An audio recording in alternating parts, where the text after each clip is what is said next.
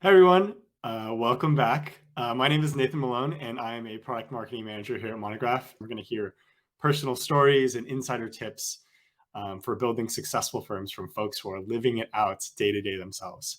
And first, we have Steve Perce from Bldg.Collective. Steve is going to be showing how his firm thinks about balancing this incredible kind of tension that architects often feel of balancing creative expression and professional service. Hey, Steve, how's it going?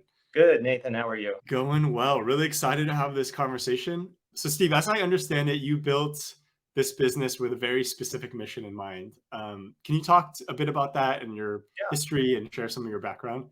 No, absolutely. Yeah. So right now, Bldg.Collective is a small design-oriented architecture firm focused mostly on custom residential single-family design.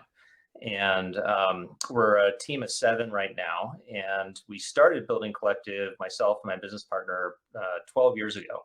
And prior to that, majority of my background and like internship experience was all with small, really kind of design boutique oriented small firms. I don't think that the biggest firm I ever worked for was probably had about 7 or 8 people in it. And they were all the places I worked were run by just these incredibly passionate architects and designers, and just supremely talented. Um, and it was an incredible experience. But there was this one thing that seemed to be very consistent, which was a lot of our projects just didn't get built, and a lot of it was incredible design freedom, but in the end, clients couldn't afford it, or it just didn't match what they wanted. And so over years and years of work, for me emotionally it just got really difficult, because I felt like I wasn't doing my job. Like, I was doing some incredible design work, but it was just difficult going into all these meetings going like, oh my god, I hope they like it enough to pay for it. And so when my business partner and I created Bldg.Collective, we decided, there's no reason why we can't make kind of the professional service, meaning like listening to clients and understanding what they want, as a design input and a component into creating creative solutions for people. And really what we realized, a lot of it just came down to communication, and also just understanding who our clients are and what they were asking for. Yeah, that's awesome. And especially coming off the back of the CVG session, I think that's really relevant. Yeah. Um, so I want to unpack some of the elements that allow your firm to be successful in accomplishing that. Can Yeah. you talk a little bit? We just came off a session where we talked a lot about client experience. Can you talk a little bit about your client experience and kind of Yeah. the philosophy about how you handle working with clients? Yeah. So, I mean, I think something that we think about, and this is, it's kind of more of a psychology type of thing. And so it's not terribly sexy, but it's really helpful for us, right? So, because we're a firm that focuses on custom residential, we're dealing with a client base. When we say like, well, what does a client want, and who is a client? It goes beyond kind of maybe their bullet point list of we need 3 bedrooms, 2.5 baths. And it's recognizing that in single family residential, you're dealing majority of clients in single family residential have never worked with an architect before. They've never been through a design process. They're entering a kind of an agreement to probably make the biggest financial investment of their lives. Um, and there's just tremendous kind of emotions that come with that. So if you understand that your client is someone who's never been through the process, they don't have a design background, they've never worked with an architect, and there's this massive financial kind of investment component tied to it, it really helps you kind of place you in a mental space to engage them in the right way. So we do certain things like on the simplest level, we try to not use the word budget. Budgets have, as a word, has a kind of a rather kind of bad connotation to it, right? Budgets are always blown. There's always not enough budget. There are things, I mean, never comes under budget. That never happens. So we, instead of using the term budget with clients, we talk about investment. Like, what level of investment do you want to make in this? And that's in the term, that just term completely changes the conversation. So it's just simple things like that. But we also kind of start using, we meet with clients in their current home and talk to them about what works and what doesn't.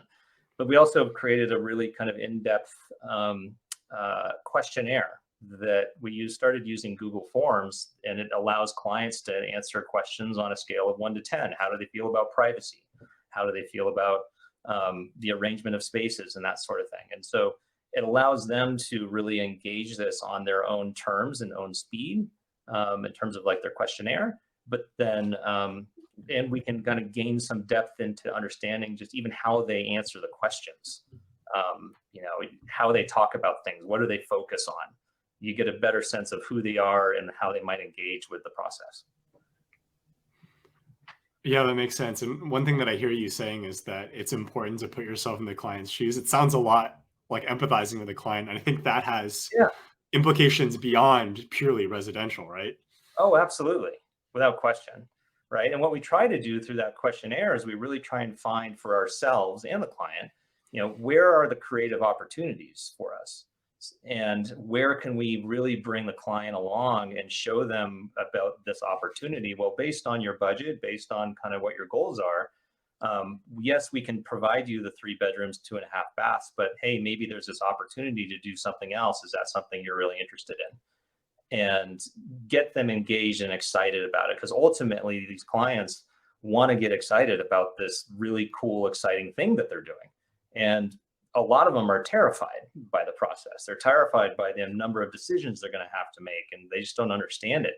So if you can get them excited about even the smallest things, you can then think, well, now I'm going to leapfrog you into something even better down the road, but I'm not going to overwhelm you with it now. Right.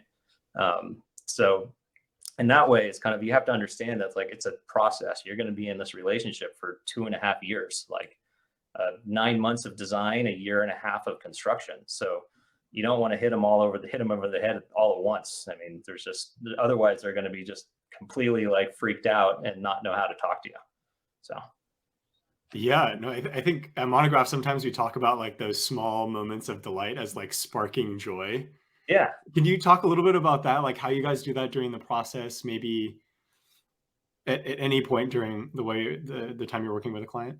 Yeah, certainly. I mean, I think there's, for me personally, the best architecture is the architecture that you can learn from over and over and over again. Meaning that when you experience it, you maybe get a few big ideas out of it, but the more you come back to it, the smaller moments that you see.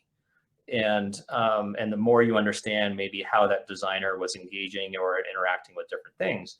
And that's kind of how we try to embed our projects is, again, we talk to clients about the big moves first, and then we slowly kind of try to bake in a lot of these smaller moves. And the idea being that, I had a client that for, after a year after they moved in, started sending me photographs of the morning light coming through a transom window in their bedroom.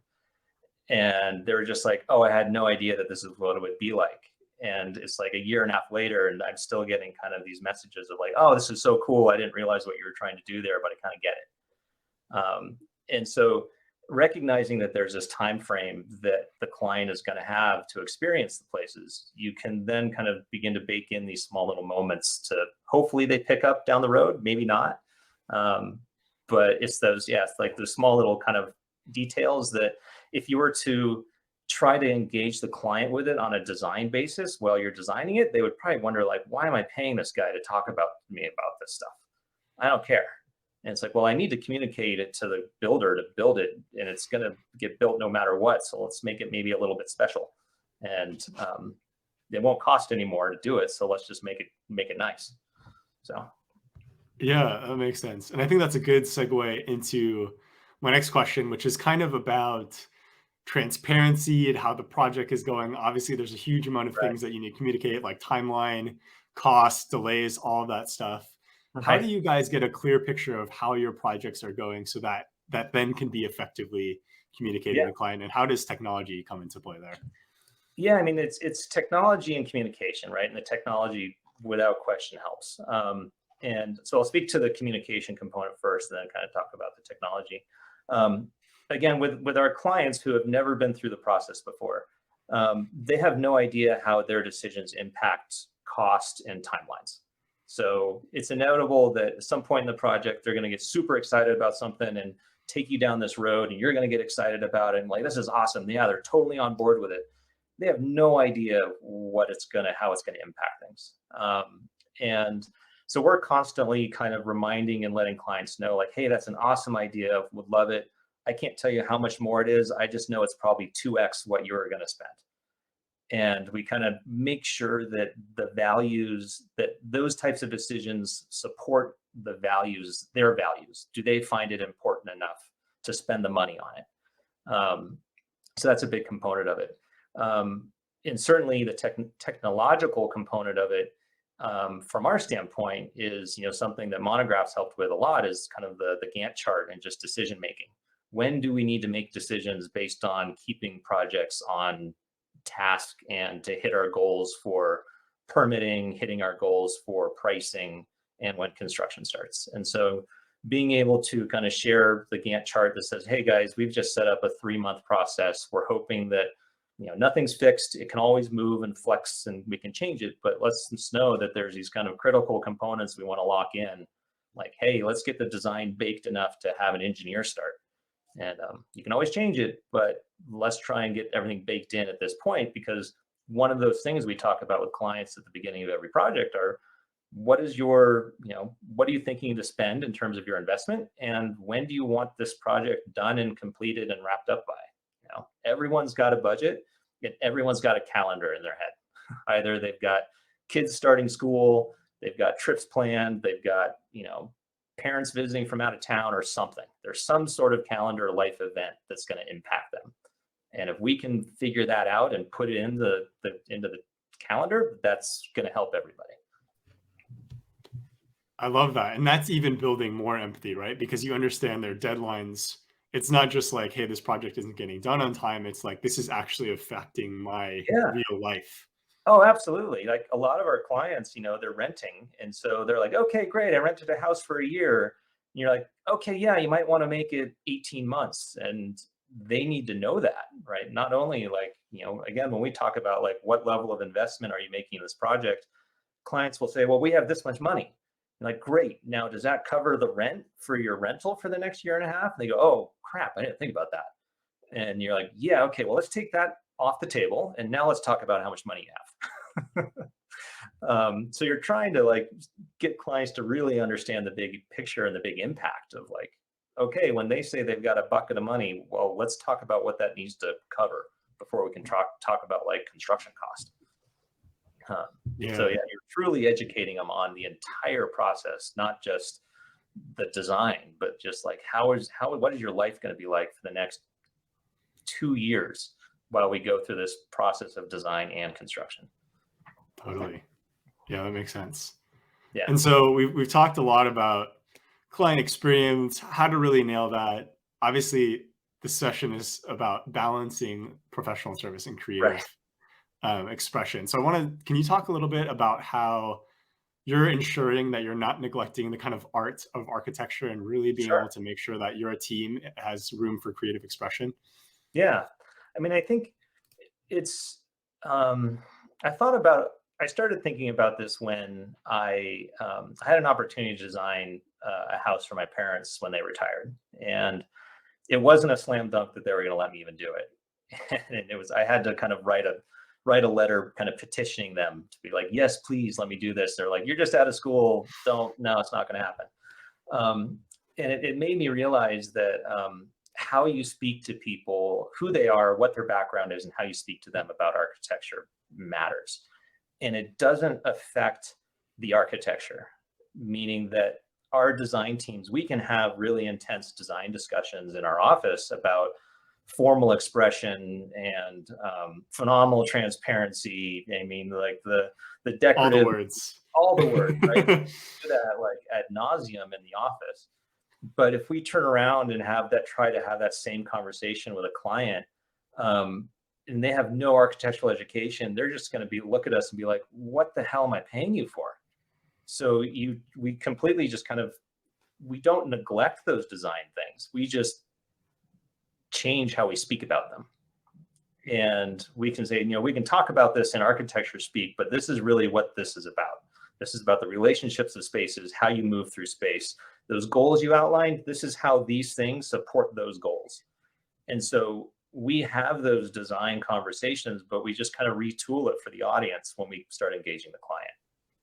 And it's recognizing that, and this kind of comes to like kind of a bigger philosophy about how I approach architecture, but there's not many professions that talk about that are described as practices. You practice medicine, you practice law, you practice architecture. You don't practice physics, you don't practice chemistry. And so by understanding that it's a practice, that there is a continuum of work, there will be other projects, there will be other opportunities. You don't have to pack in every single design desire into every project. It's like, no, okay, this project, we can only get in 3 out of the 10. Great. Maybe next time we'll refine it, and hopefully we'll get that next client that really wants to like take this thing somewhere else. And so it's recognizing that there will always be more opportunity to do more work. And you don't always have to think of every project as being the last stand for your hopefully this will be the one that makes like you can plant your flag in and like hit it big. And it probably makes sense that those conversations up front really allow you to pick your spots as far as how much leash you get as far as like the creative expression that you can do. Yeah, and it's kind of, we definitely have some like young employees that kind of maybe don't quite, you have these young employees that come in just out of school, they're super excited, and you have to tell them like, listen, we're not going to hit it out of the park on this one, but maybe we can focus on this one small moment and make it really nice.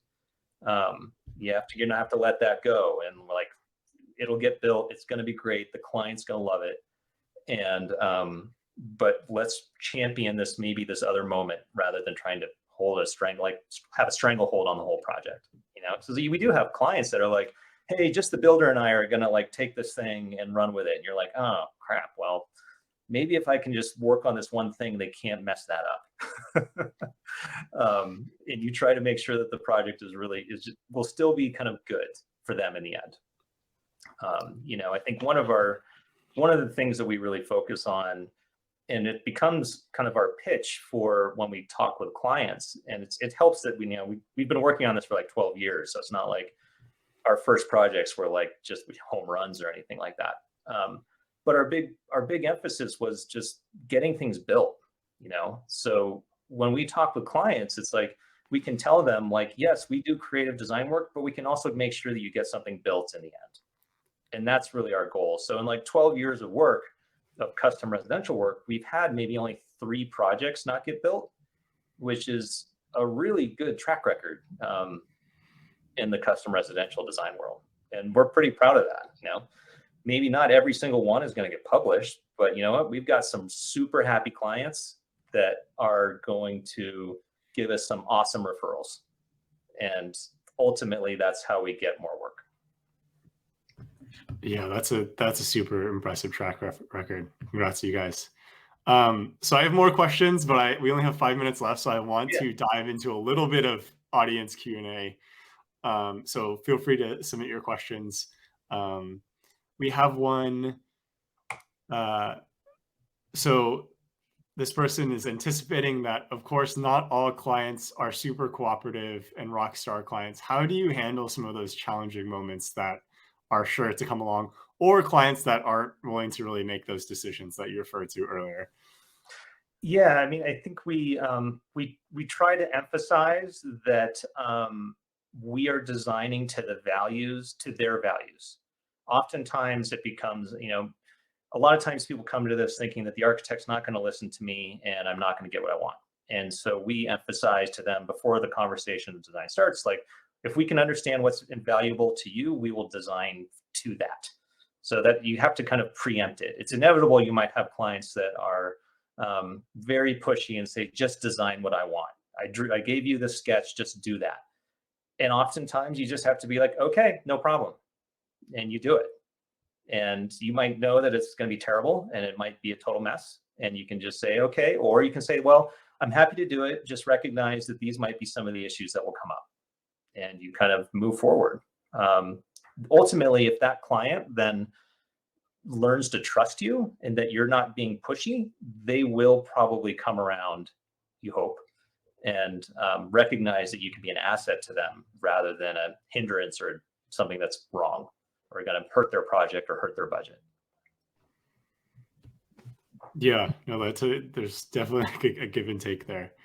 Another question is, you guys have been around for 12 years, but Yeah. I'm sure that you're thinking about how to continue to evolve and really strike this balance even better. What are some steps that you guys are thinking about as far as the future goes? Um, yeah, I mean, I think we're always trying to improve ourselves, and trying to improve what we're doing. I think, you know, when we created our firm, we didn't call it like our last names. It's not Steve Perce, Chris Gray Architects. We truly saw it as a kind of a collective body of people. And that collective is also all the consultants and the client, everyone comes together. So for us, as we grow, we're trying to figure out just how big we want to grow. That's kind of one of our struggles right now, but also making sure that our employees are just as empowered in the decision making about what's happening in the office. So we're incredibly transparent with all of our employees about our business. We very much talk about, like, it's inevitable that employees will come and go. It's just the nature of our of architecture. And our goal is to kind of show them what we're doing so that if they do go out on their own, they can be as successful as we've been. So we truly try to say, like, if they've got questions on marketing, if they've got questions on software, if they've got questions on how we set up our contracts, we let them all know, because if they understand our mission and they can learn from it, that can make them better professionally down the road. So for us, we kind of very much feel like we're just open book. Um, Almost with, like, if any architect wanted to ask me how we set up our contracts, I'd tell them, like, they're not going to be competition. So we try to break down, like, a friend of mine described it as, like, architects often feel like it's like the prisoner's breakfast, right? They're at the table and they're kind of like looking over their shoulder, and if someone tries to ask them a question, they're going to like stab them or something like that. And it's just like, it's just kind of ridiculous. It's like there's no reason why we can't be more open and talk about, like, well, this is how I'm running my business and it's been successful. How is it going with you? Because there's no real school that teaches you how to actually run an architecture firm. You have to kind of, it's all trial by fire. Yeah, no, totally. And I think that's one of our main goals here at Section Cut, to have those open conversations. Yeah. Thank you, Steve, so much for participating in the session.